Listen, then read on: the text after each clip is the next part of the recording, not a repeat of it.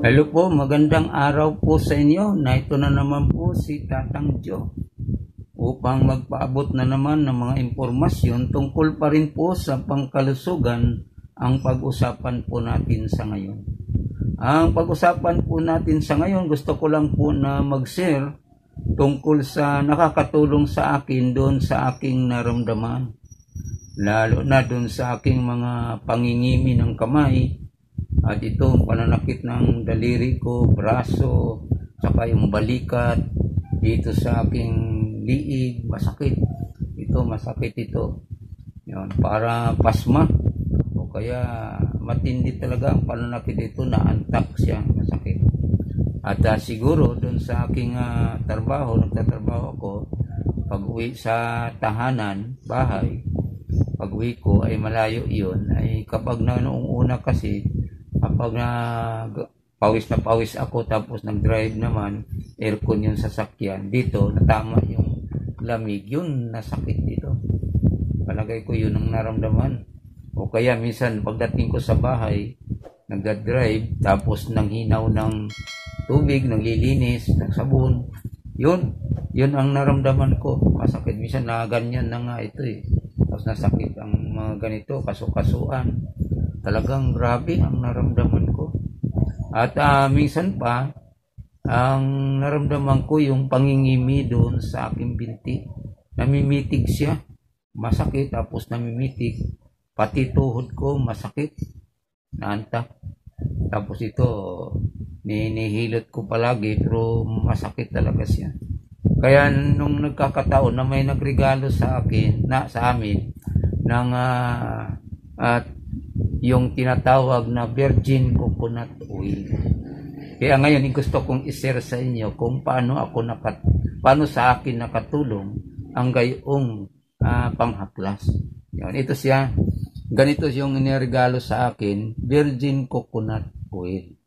Yun. Talagang ito nakatulong sa akin yung pananakit. Lahat ng naramdaman ko sa katawan, pangingimi, tapos sabi na nga nung miss ko, baka sabot po na yun kasi nasa ilalim talaga sa tuhod ko, masakit ilalim.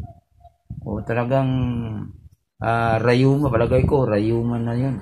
Kasi pag uwi ko sa bahay, galing sa trabaho, pagkambaha, nabasa yung aking sapatos, maghapon ako nakasapatos sa trabaho. Tapos pag uwi, nabasa, pagka naulan, pag minsan nagmotor ako, napasok yung tubig dun sa aking sapatos.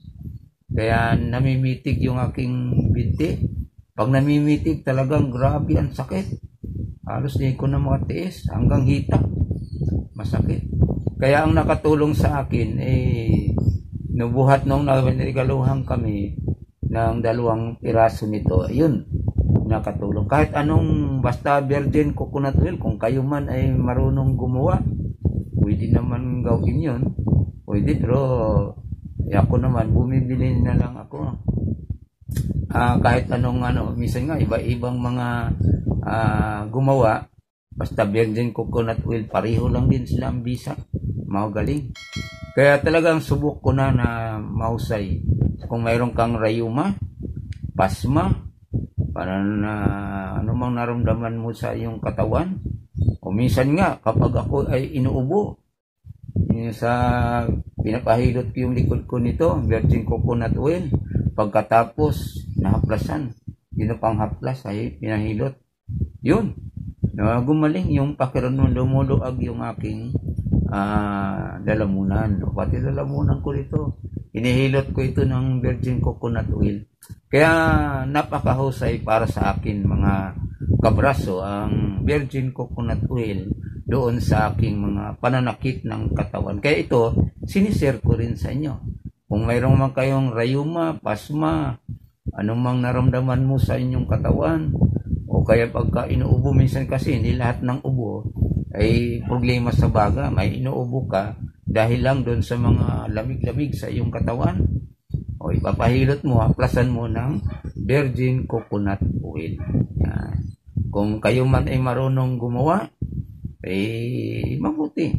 O, pwedeng gawin yun Pero kung Hindi, bumibili na lang kayo, order kayo, darating sa inyo yon ng kanumang, kahit anong brand, kung anong pagawaan.